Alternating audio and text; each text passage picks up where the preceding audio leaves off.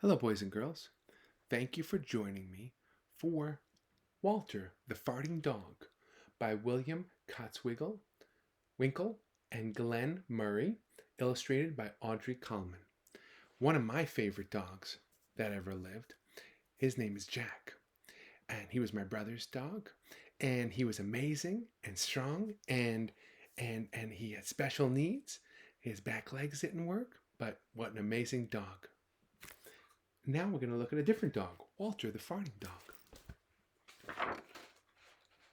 And it says, for everyone who's ever felt misjudged or misunderstood. Betty and Billy brought Walter home from the dog pound. Nobody wants him, said Billy. But we love him, said Betty. Well, he smells awful, said their mother. I think you better give him a bath. There he is.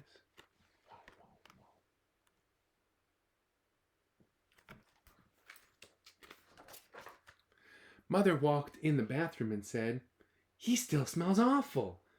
And that's when they got the first clue. The telltale bubbles in the water. He's probably just a little nervous, said Mother, hopefully. His stomach must be upset.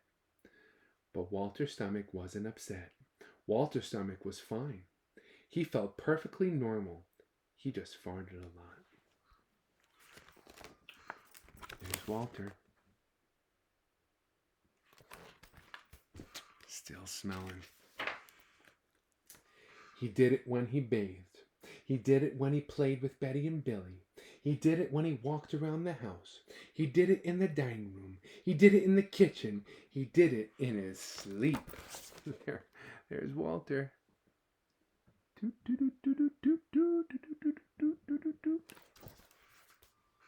Poor Walter. He has a condition. That dog farts morning, noon, and night, said Father. He can't help it, Daddy, said Betty and Billy. They didn't mind Walter's farts. So what if he farts? Billy said to Betty when they were alone in their room with Walter. Betty agreed. Walter agreed too. He sat there, looking innocently around, farting. Take him to the vet tomorrow, said Father. There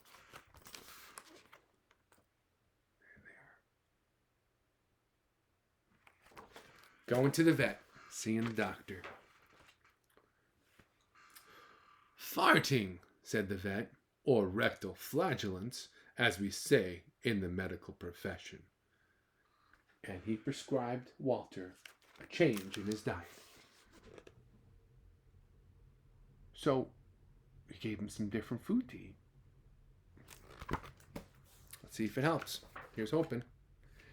They gave Walter every kind of dog food. He farted.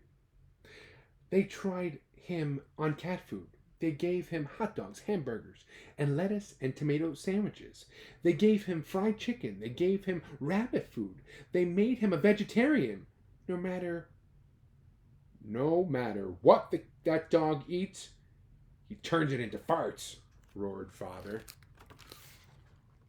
Trying him, eating everything. It's not working. It's not working. It's not working. Whew. Smell it? Walter got the blame for everybody else's farts too. If Uncle Irv let one slip, he just went and stood near Walter. Then all he had to say was, Walter. And everyone would look at poor Walter. They would think poor Walter did it. Oh, poor Walter got blamed for everybody else's gas.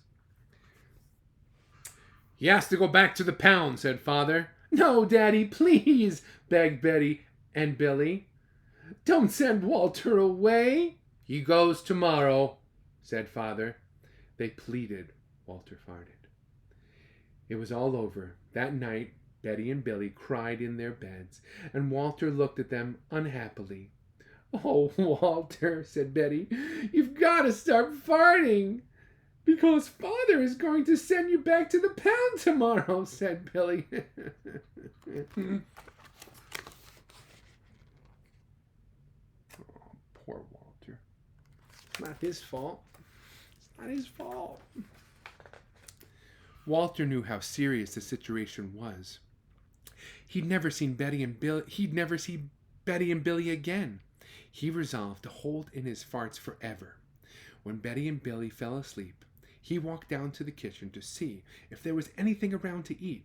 He managed to open the cupboard door with his nose and found the 25-pound bag of low-fart dog biscuits the vet had prescribed for him, which had made him fart even more.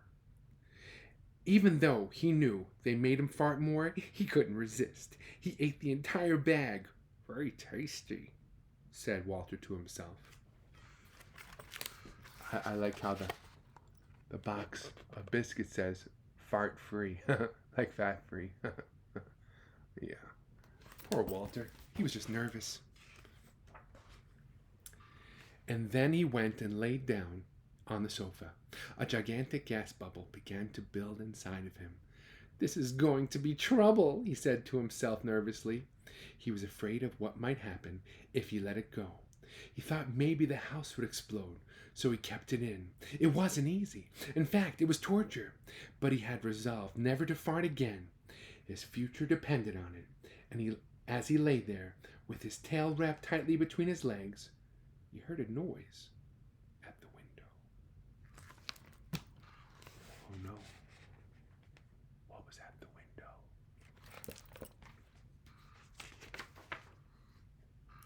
He watched the window slowly open. A pair of burglars came through. "Robbers!" They dropped silently into the kitchen. "Watch out for the dog," said one of the burglars. "He won't bite," said the other. "He's a wimp." Walter might have bitten them, except he was so filled with gas he couldn't move. They tied a rag around his snout so he couldn't bark. "Okay," whispered the first burglar. "Let's clear the place out." They took everything they could get their hands on. Walter wanted to stop them, but he was having unbearable gas pains. He rolled on his back and waved his paws in the air. He gnashed his teeth. "We've got it all," said the second burglar. "Let's go." Look at those bad guys. Bad guys. So bad.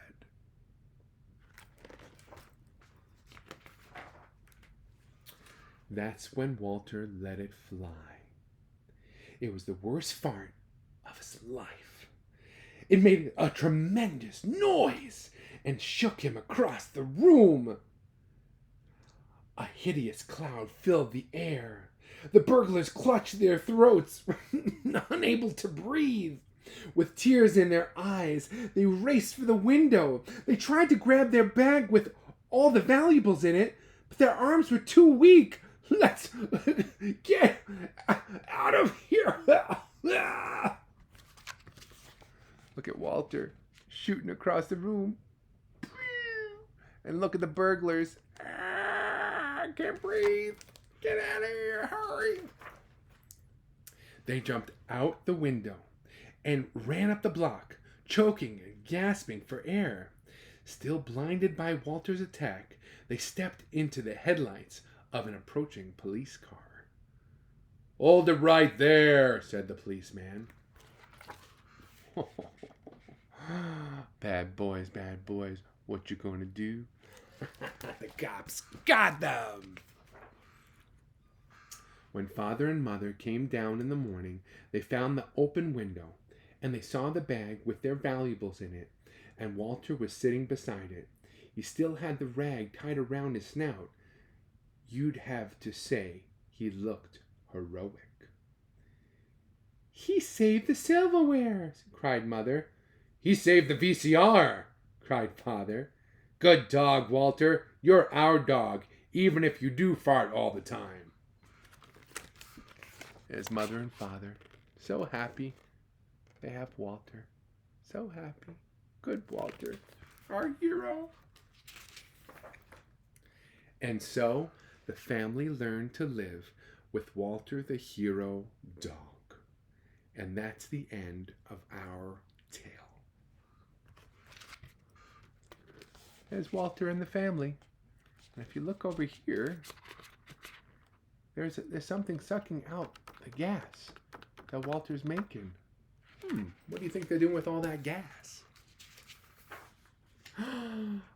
Walter's Wonder Park, 100% natural gas powered. Look right here, there's a pipe. It's sucking all the fart air and powering the whole park with natural gas. Oh, Walter. Walter, you saved the day. Well, thank you for joining me to listen to Walter the Farting Dog. And hey, I'm so glad you came and joined me. If you have any books that you want to have read, please tell your parent, caregiver, or teacher, and they'll get in touch with me. They'll send me an email because I want to read your books that you like. I'm so glad you're here. Have a great rest of your day. Ta-ta and toodaloo.